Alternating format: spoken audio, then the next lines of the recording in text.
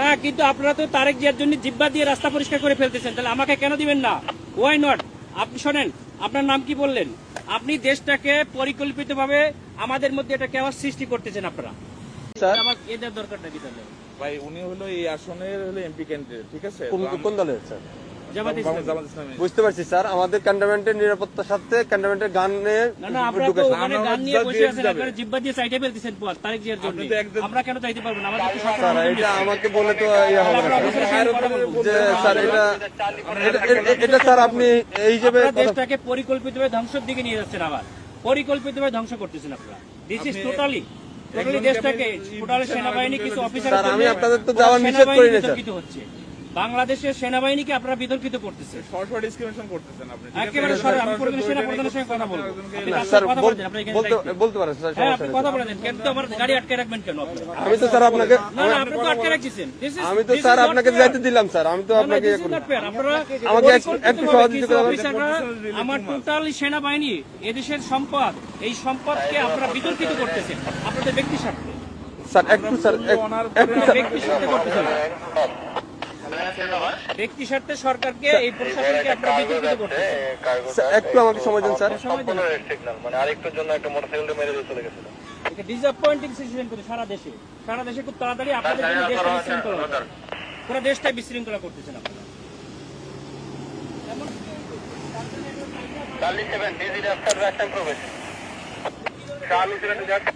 Sir আসসালামু আলাইকুম sir, কপাল নিজাম সালিনান থেকে স্যার। স্যার ওই যে সালিনানে দিয়ে প্রবেশ করে ওই যে সালিয়েট যে বাইরে হবে জামাত পদপ্রার্থী, ওনার সাথে গানম্যান আছে স্যার, আমি এলাও করলাম স্যার।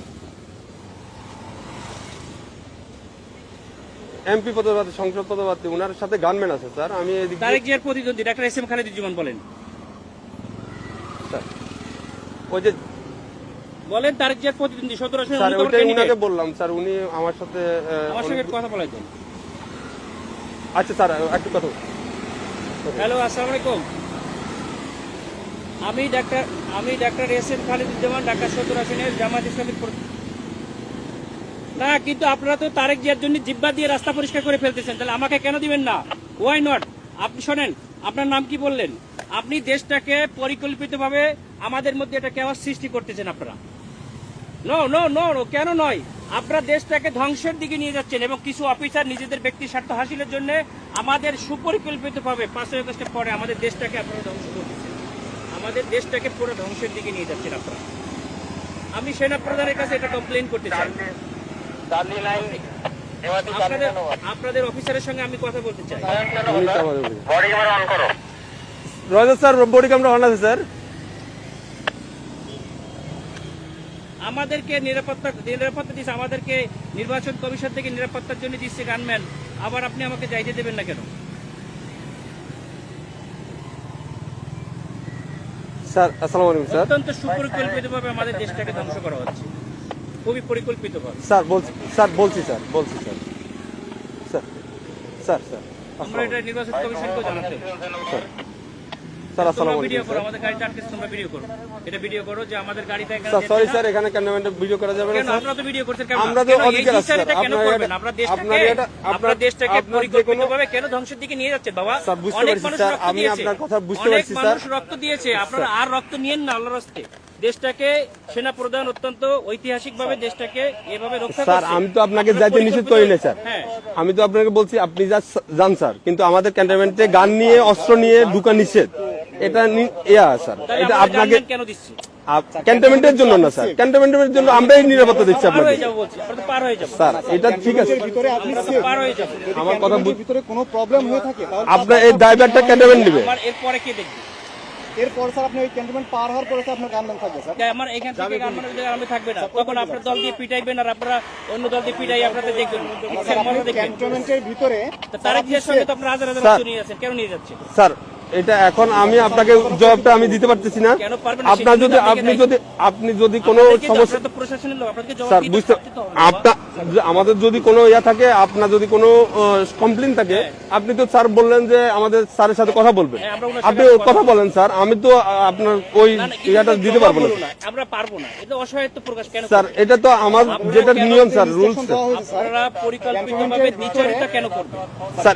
এই জন্যই স্যার আপনি এই কমপ্লেনটা করেন স্যার। আমি তো না, না, সেটা কমপ্লেইন আমরা কোথায় করবো? আপনি তো বললেন যে সেনাপ্রধান স্যারের সাথে কথা বলবেন, হ্যাঁ, ইলেকশন কমিশনের সাথে কথা বলবেন। অথরিটি কি বলছে আপনি কি করছে? বলছে স্যার গানম্যান নিয়ে অ্যালাউ নিষেধ স্যার।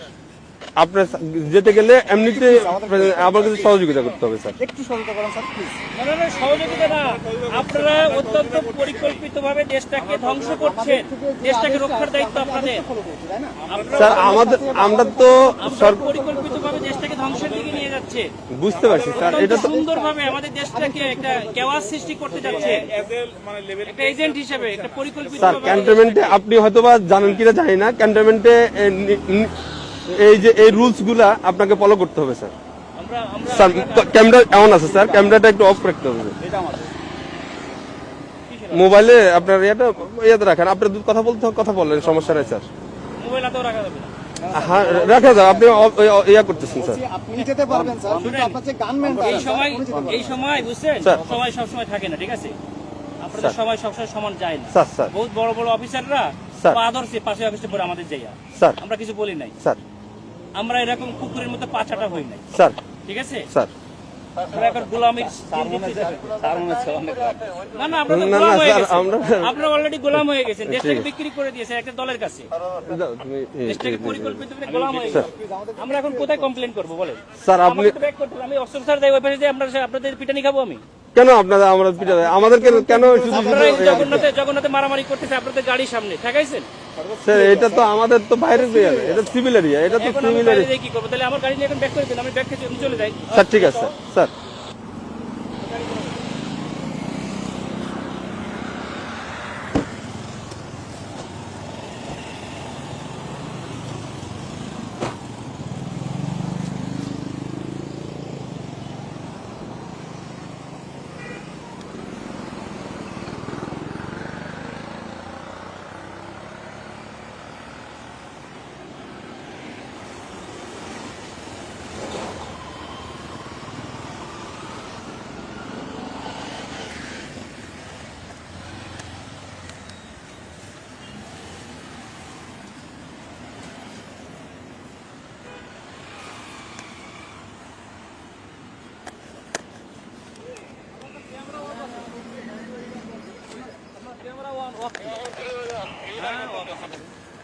আমি তো দিকে দেখলাম যে স্কুলে দেখা যাচ্ছে না, ক্যামেরা অফ আছে না নাকি?